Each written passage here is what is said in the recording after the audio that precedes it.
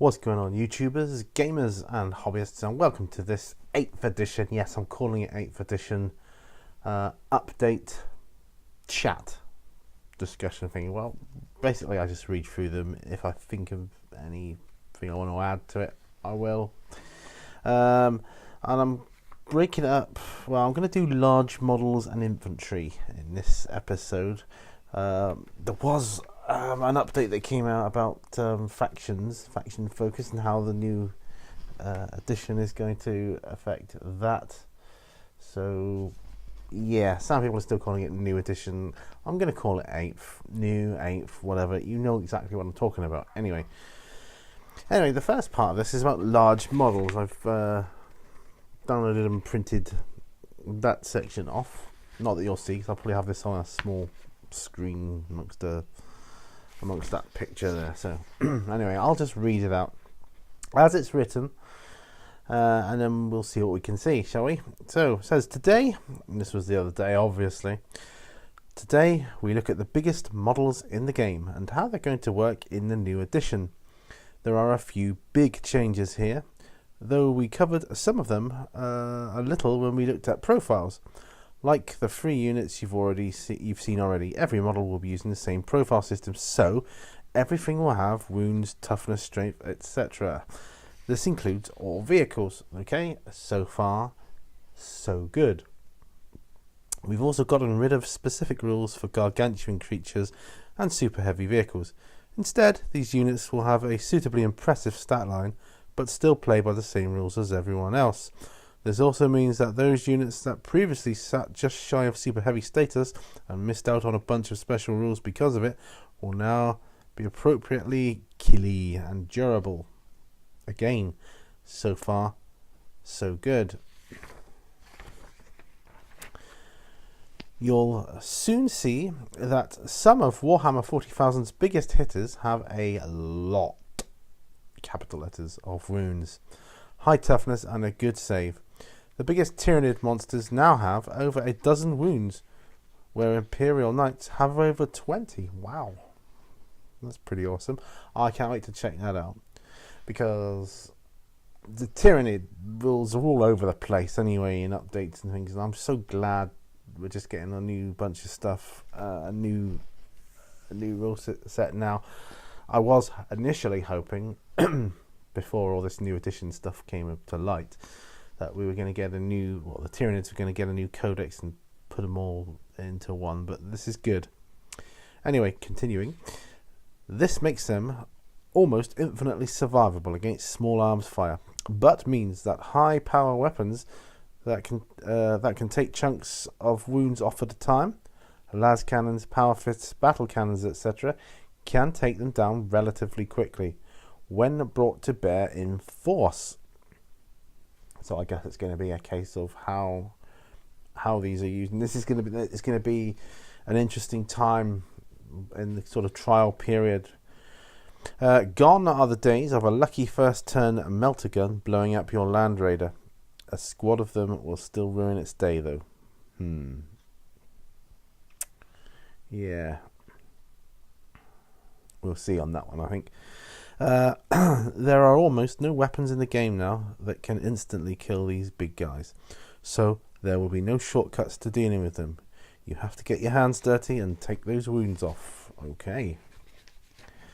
This can make big models very powerful, but there is a counter mechanic in the rules. As these large powerful models take damage, their combat effectiveness starts to degrade. The best way to show you this is with an example. Always good. Here we have a Mork, or possibly Gorkanaut, as requested by Stacy from our Warhammer 40,000 Facebook page. Okay, so there is the stat line. I'm just going to hold it up there. So I'll probably do this big screen after all. Alright, so Morkanaut. It's got a star on the movement. I presume that's going to be explained later. The weapon skill, ballistic skill 5+, strength 8, toughness 8, Wounds 18. Attacks has a star as well. Leadership 7. Saving throw 3+. Damage. Some of this model's characteristics change as it suffers damage as shown below. Ah, right. This is why it's got stars in movement, weapon skill and attack. So if you've got 10 to 18 plus wounds left, yeah, okay, he moves at 8 inches. That's fair enough, with a weapon skill of 3+ and 4 attacks. If he's got between 5 and 9 wounds, he can only move 6 inches with a 4+ weapon skill and 3 attacks. But if he's only got 1 to 4 wounds remaining, he can only move 4 inches. His weapon skill is 5+, and his attack, or number of attacks he has, is 2. It says, whoa, so with 18 wounds at toughness 8, this guy is a tough cookie to crack, able to wade through bolter fire untroubled and requiring a lot of heavy weapons shots to take down. You can see though, as it gets to the point of only having half its wounds left, this walker starts to get less effective. It will move slower and its attacks will get more clumsy as servos are fused and sensor arrays fail to register. This is, well, we'll come to it after this. At 4 wounds left, it's all but crippled, though its shooting output will be undiminished, so it starts as a combat wrecking ball at the beginning of the battle, crashing through enemy lines, and ends up as more of a semi-mobile shooting fortress at the end of its life. Different vehicles will be reduced in effectiveness in different ways too. Some will get worse at shooting, some will slow down, and some will soon become less effective in melee. So the big stuff sounds pretty scary. Now that's awesome. I like the sound of that. That makes a bit more sense to me. Logic, right? Just makes more sense. It does make a lot more sense. I'm loving the sound of that.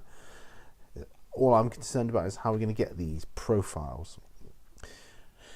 We'll be back tomorrow with some good news for the little guys as we look at how infantry work. So that's the stuff about large models. So we're going to move on to infantry next, but I'm liking large model stuff. Really good. So infantry, here we go. So I'm going to run through this one. Okay. Now remember, these all come out on different days. So it says, yesterday we looked at the biggest models in Warhammer 40,000 and how devastating they can be. Today we're going to look at the little guys. Yay! The new Warhammer 40,000 will give infantry a chance to shine. There is stuff you just can't do very well with vehicles, bikes and walkers, like hold ruins, use cover effectively and swarm the battlefield in numbers to claim every objective. One thing that is certainly going to help infantry out is the fact that everything can harm everything in the game. We've heard already that characteristics don't cap at 10 anymore, so the old 10 by 10 strength versus toughness table was in for an update. In the new edition, there's a simple but elegant system to find out what you need to wound. So you can see that while even the humble lasgun has a chance to take down the biggest foe, you'll need a lot of small arms fire to really threaten the big stuff. We've already seen the profiles of a Space Marine, a Bolter, a las cannon and a Gorkanaut, and now we know all the steps to work out just how such a shooting phase might go. Some quick maths tells us that we'd need over 500 bolters firing at that Gorkanaut to bring it down, whereas you'll need just over a dozen las cannons. So while you might occasionally chip the odd wound off with bolters, lasguns or shooters, you might find that your standard infantry guns are better used elsewhere. And again, that is another kind of tactical key point there, I think.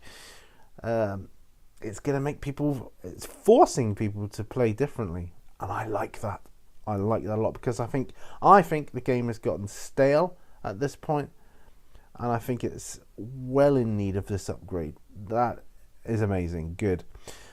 Another problem though, because in the new Warhammer 40,000, models in a squad can fire at different targets. Hey. So this means your tactical squad can have your boys with bolters deal with that onrushing Hormagaunt horde, while the flamer bathes a nearby lictor in Promethean fire, and the squad's crack missile takes an opportunistic pot shot at that onrushing Carnifex, just as you always imagined they should. Infantry is going to have a lot to offer a cunning general in this edition. Tomorrow we'll take a look at how characters work. Join us then. Yeah, now, when I first got into the game, back in 6, I thought then, makes no sense having to fire everybody at the same target. No, it made no sense. It made them less effective. And I like that you can shoot at different targets a lot. That is good. So that concludes this little update session. I hope you've enjoyed it, and yeah, let us know what you think about all this, the large models and the infantry. Personally, I think it sounds good, and I'm looking forward to the release date now, and I just want to get my hands on the rules ASAP. But I don't know, we got to wait. And we'll wait and see how that goes. But thanks for joining me. Remember, all brushes lead to what, and I will see you on the next video. Bye for now, folks. Bye-bye.